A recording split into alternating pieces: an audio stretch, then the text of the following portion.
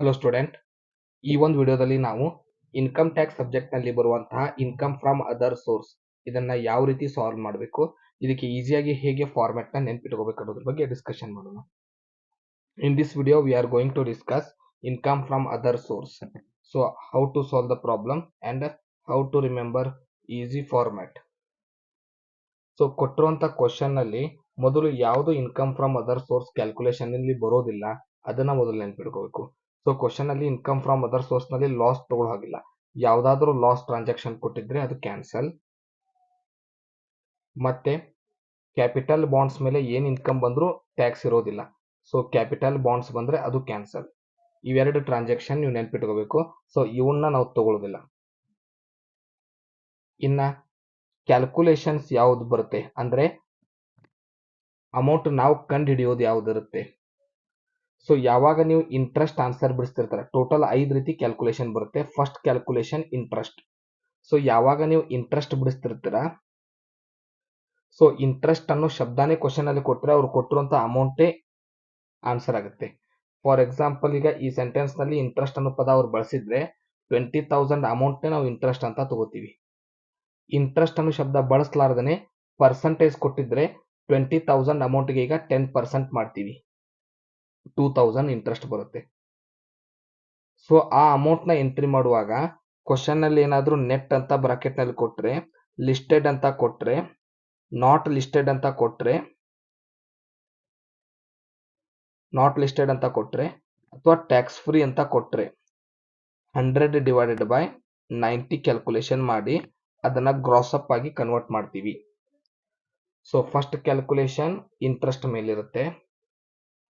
Interest calculation ಮಾಡ್ಬೇಕಂದ್ರೆ question ಅಲ್ಲಿ interest ಅನ್ನೋ ಪದ ಅವ್ರು ಬಳಸಿದ್ರೆ ನೀವು ಪರ್ಸೆಂಟೇಜ್ ಮಾಡಬಾರ್ದು, ಅವ್ರು ಕೊಟ್ಟ ಅಮೌಂಟ್ ನ ಇಂಟ್ರೆಸ್ಟ್ ಅಂತ ತಗೋಬೇಕು. ಯಾವಾಗ ಕ್ವಶನ್ ಅಲ್ಲಿ ಇಂಟ್ರೆಸ್ಟ್ ಅನ್ನೋ ಪದ ಇರೋದಿಲ್ಲ, ಅಮೌಂಟ್ಗೂ ಪರ್ಸೆಂಟೇಜ್ಗೂ ಕ್ಯಾಲ್ಕುಲೇಷನ್ ಮಾಡಿದಾಗ ಬರುವ ಆನ್ಸರ್ ಇಂಟ್ರೆಸ್ಟ್ ಆಗುತ್ತೆ.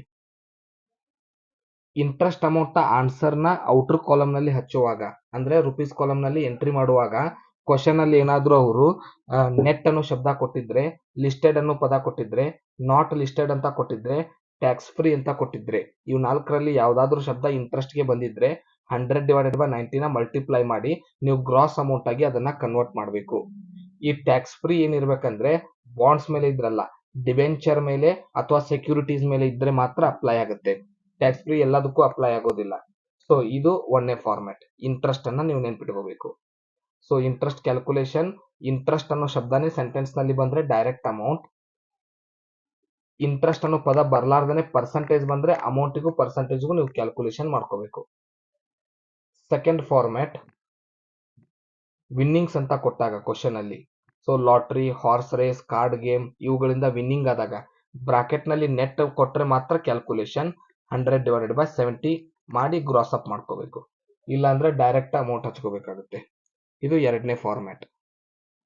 ಎರಡನೇ ಫಾರ್ಮ್ಯಾಟ್ ನಲ್ಲಿ ವಿನ್ನಿಂಗ್ಸ್ ನೆನ್ಪಿಟ್ಕೊಳ್ಳಿ.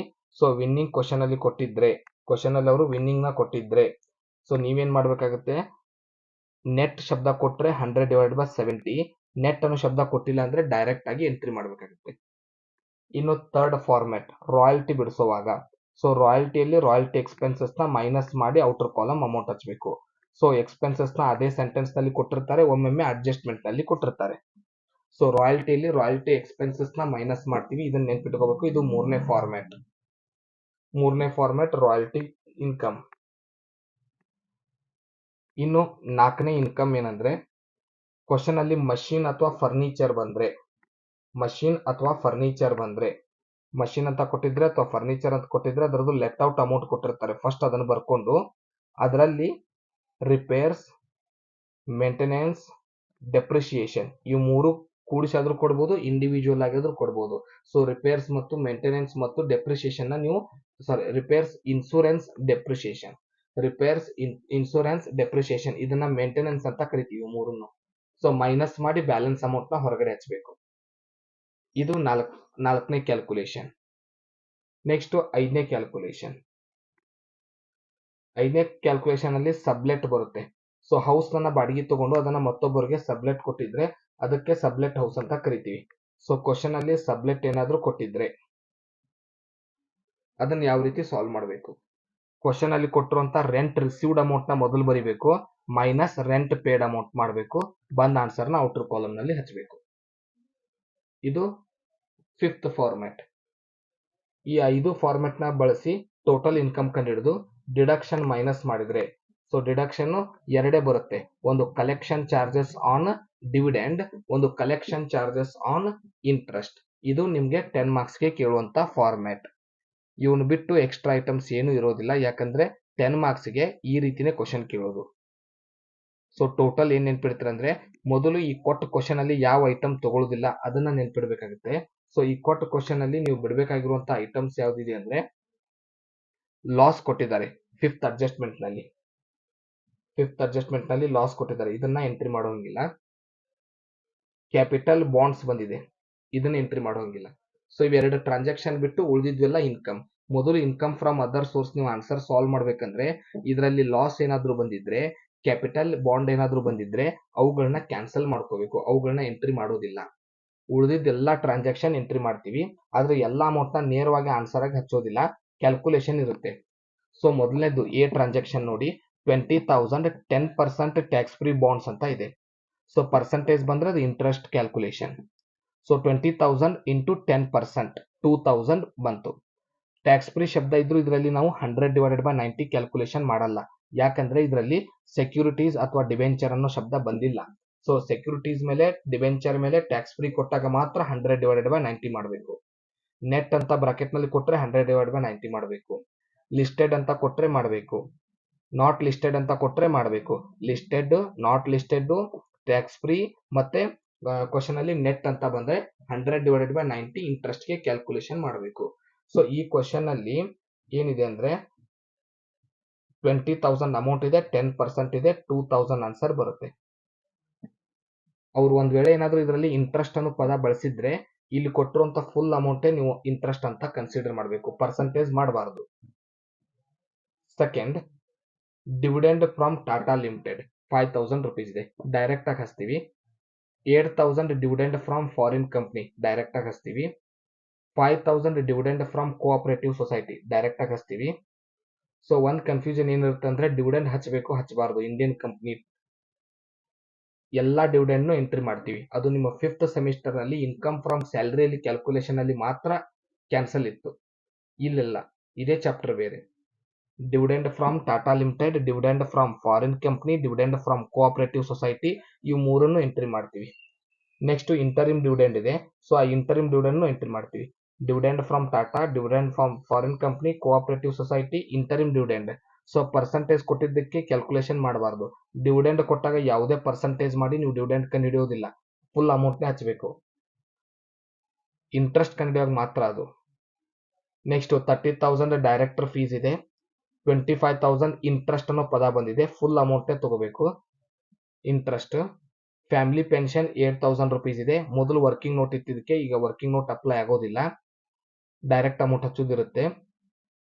ಈಗ ರಾಯಲ್ಟಿ ಬಂತು. ಸೊ ಮೊದಲೇದು ಇಂಟ್ರೆಸ್ಟ್ ರೂಲ್ಸ್ ಹೇಳಿದ್ದೆ, ರಾಯಲ್ಟಿ ಈಗ. ಸೊ ರಾಯಲ್ಟಿ ಬಂದ್ರೆ ಅದ್ರ ಎಕ್ಸ್ಪೆನ್ಸಸ್ ನ ಮೈನಸ್ ಮಾಡಬೇಕು. ರಾಯಲ್ಟಿ ಇನ್ಕಮ್ ಏನಿದೆ 18,000, ರಾಯಲ್ಟಿ 25,000 ರಾಯಲ್ಟಿ ಇನ್ಕಮ್ ಇದೆ, 3,000 ಎಕ್ಸ್ಪೆನ್ಸಸ್ ಇದೆ. ಸೊ 25,000 ನಲ್ಲಿ 3,000 ನ ಮೈನಸ್ ಮಾಡಿದ್ರೆ 22,000 ನಾವು ಎಂಟ್ರಿ ಮಾಡಬೇಕು ಆನ್ಸರ್ ನಲ್ಲಿ. Next 12,000 rent received subletting, so machine and furniture income ಇದೆ 18,000, ಅದರ ಎಕ್ಸ್ಪೆನ್ಸಸ್ ನ ಮೈನಸ್ ಮಾಡಬೇಕು, ಇದು 8,000. ಸೊ 18,000 ನಲ್ಲಿ 8,000 ಮೈನಸ್ ಮಾಡಿದ್ರೆ 10,000 ಇನ್ಕಮ್ ಆಗುತ್ತೆ. ರೆಂಟ್ ರಿಸೀವ್ಡ್ ಕೊಟ್ಟಾಗ ರೆಂಟ್ ರಿಸೀವ್ಡ್ ಫಸ್ಟ್ ತಗೊಂತೀವಿ, ಅದರ ಎಕ್ಸ್ಪೆನ್ಸಸ್ ನ ಮೈನಸ್ ಮಾಡ್ತೀವಿ, ಬಂದ್ ಆನ್ಸರ್ 6,000, ಅದನ್ನ ಆನ್ಸರ್ ಹಾಕಿಸ್ತೀವಿ. ವಿನ್ನಿಂಗ್ಸ್ ಬಂದಾಗ ನೆಟ್ ಶಬ್ದ ಬಂದ್ರೆ 100/70 ಕ್ಯಾಲ್ಕುಲೇಷನ್ ಮಲ್ಟಿಪ್ಲೈ ಮಾಡಬೇಕು. ಸೊ 35,000 ಅಮೌಂಟ್ ಇದೆ ಕ್ವಶನ್ ಅಲ್ಲಿ. ಸೊ ಈ 35,000 ಅಮೌಂಟ್ ಮೇಲೆ 100/70 ಮಾಡ್ತೀವಿ, ಸೊ ಅವಾಗ 50,000 ಬರುತ್ತೆ. 35,000 ಮೇಲೆ ಇಂಟು 100/70, ಯಾಕಂದ್ರೆ ನೆಟ್ ಅನ್ನೋ ಶಬ್ದ ಬಂದಿದೆ. ಸೊ ಅಗೇನ್ ವಿನ್ನಿಂಗ್ ಗೆ ನೆಟ್ ಬಂದಿದೆ, 7,000 ಗೆ ಇಂಟು 100/70 ಮಾಡ್ತೀವಿ. ಸೊ ಇದು 50,000 ಆಗುತ್ತೆ, ಇದು 10,000 ಆಗುತ್ತೆ. ಸೊ ಈ ರೀತಿ ಎಲ್ಲಾ ಇನ್ಕಮ್ ನ ಫಸ್ಟ್ ಎಂಟ್ರಿ ಮಾಡ್ಕೊಂತೀವಿ. ಒಂದೇದ್ದು 10% ಟ್ಯಾಕ್ಸ್ ಫ್ರೀ ಬಾಂಡ್ಸ್, 20,000 ಅಮೌಂಟ್ 10% ಕೊಟ್ಟಿದ್ರು 2,000 ಮಾಡಿದೀನಿ. Next dividend from Tata limited 5000, dividend from foreign company 8000, dividend from cooperative society 5000, interim dividend 10% of share 5000, director fees 2000, interest on term deposit 30,000, family planning pension amount 8,000. So royalty ಬಂದಾಗ 25,000 ಅಲ್ಲಿ royalty expenses ನ minus ಮಾಡಿದೀವಿ. Letting machine ಮತ್ತು furniture ಕೊಟ್ಟಾಗ ಅದ್ರದ್ದು repairs, insurance, depreciation ಇದ್ರೆ minus ಮಾಡಬೇಕು. Sublet house ಇದ್ರೆ ರೆಂಟ್ ರಿಸೀವ್ಡ್ ನಲ್ಲಿ ರೆಂಟ್ ಪೇಡ್ ಅಮೌಂಟ್ ನ ಮೈನಸ್ ಮಾಡಬೇಕು. ವಿನ್ನಿಂಗ್ಸ್ ಕೊಟ್ಟಾಗ ನೆಟ್ ಅಮೌಂಟ್ ಕೊಟ್ಟರೆ ಅದನ್ನ ಗ್ರಾಸ್ ಆಗಿ 100/70 ಮಾಡಿ ಕನ್ವರ್ಟ್ ಮಾಡ್ಕೋಬೇಕು. ಇಷ್ಟು ಅಮೌಂಟ್ ಆಗಿಂದ ಟೋಟಲ್ ಮಾಡ್ಕೊಂಡಿದೀವಿ. ಸೊ ಅಡ್ಜಸ್ಟ್ಮೆಂಟ್ ನಲ್ಲಿ ಎರಡು ಅಡ್ಜಸ್ಟ್ಮೆಂಟ್ ಅಷ್ಟೇ ಹುಡುಕ್ಬೇಕು. ಕಲೆಕ್ಷನ್ ಚಾರ್ಜಸ್ ಇಂಟ್ರೆಸ್ಟ್ ಮೇಲಿದ್ರೆ, ಕಲೆಕ್ಷನ್ ಚಾರ್ಜಸ್ ಡಿವಿಡೆಂಡ್ ಮೇಲಿದ್ರೆ. ಸೊ ಉಳಿದಿದ್ದು ಯಾವ ಅಡ್ಜಸ್ಟ್ಮೆಂಟ್ ತಗೋಬಾರದು.